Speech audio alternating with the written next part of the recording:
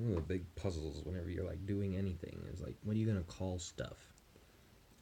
Because like everybody's going to, anybody who encounters it is going to wonder what's the depth and what's the symbolism and what kind of nuance is going into this thing, right? Because that's the culture that we've been raised in, is everything's got depth and nuance and culture and some complex explanation, some history to explain why it's this way and why it's called that thing. I'm a firm believer in intentionally failing to dictate what people believe about things. It's not my place to try and tell people what to believe about things.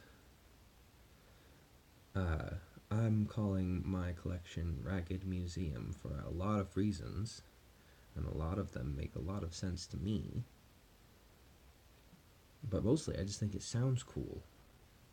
I have a couple of friends who helped me come up with it, and I really am glad that they helped me come up with it. They mostly just sort of sat around and offered suggestions while I was talking about kind of like the few unifying themes that I tended to hit upon.